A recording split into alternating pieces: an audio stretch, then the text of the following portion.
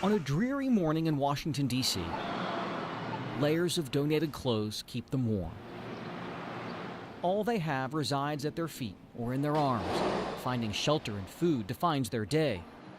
Dawood Proctor knows this struggle all too well. I mean, I see people come past and laugh at the homeless and you know, might look down on them, but if you really look at it, a lot of people ain't number one step away from being this way. Franklin Square is one of many places in the nation's capital inhabited by those without a home. And it sits just 2 blocks from 2 very different houses. To the west, the White House. To the east, Mayor Kebab House. This is Sunday morning. Owner Kazi Manan was in early on this particular day. With every dish, magic is that how much you had to stir it.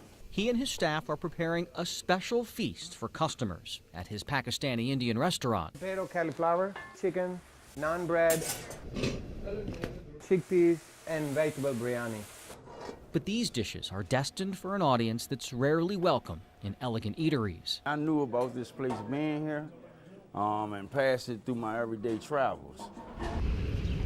For the past few months, Manan has opened his restaurant to the homeless.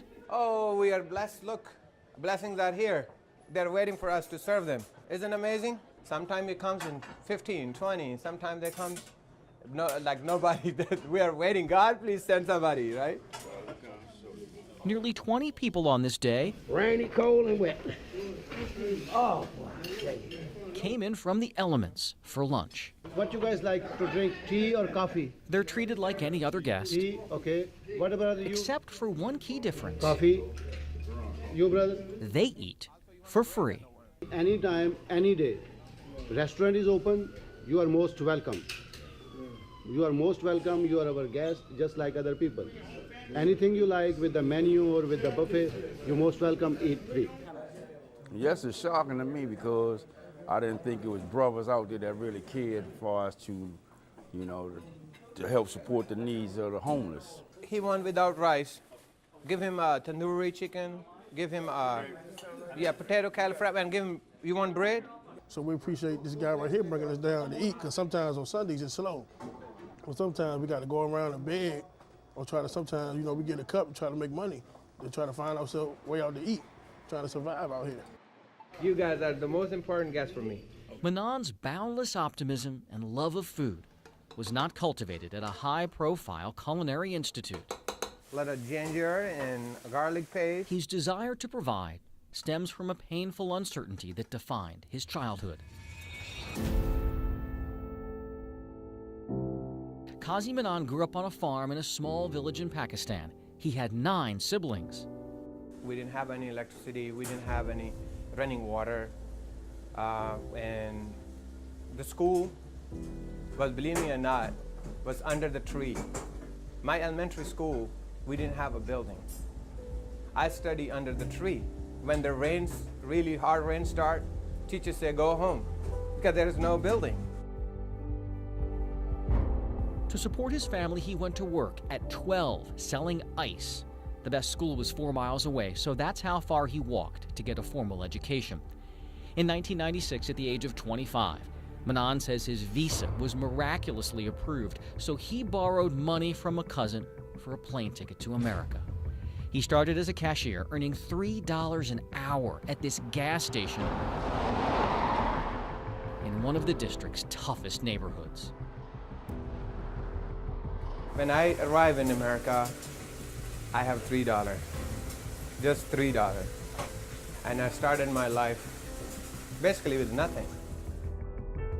Hard work would alter the arc of his life.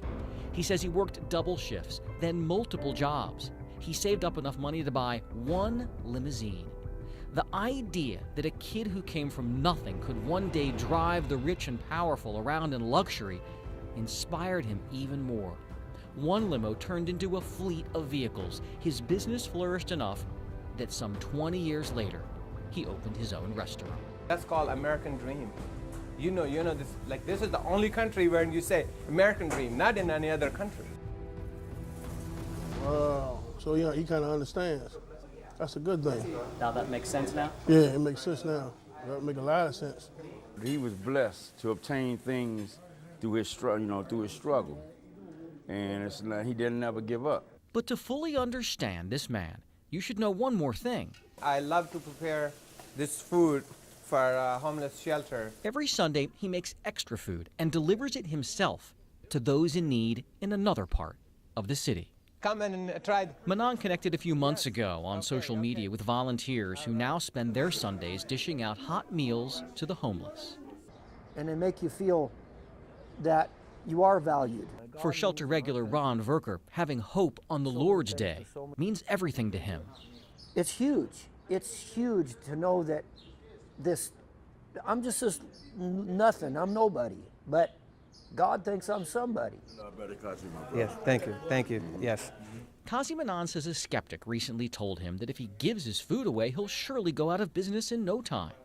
Manan believes the more he gives away, the more God will bless him. I think this is all from God, and because of my mission is from God. He will always carry with him what his mother told him about holding tightly to his faith in the face of despair. She said, if you share even when you don't have, God will take you from darkness to light. That's the whole answer to life.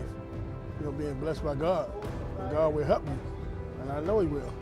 You know, you got to make the first step. He ain't gonna do everything for you. Jay Korf. In my heart, it feels a blessing. It's a blessing from God. ABC 7 News.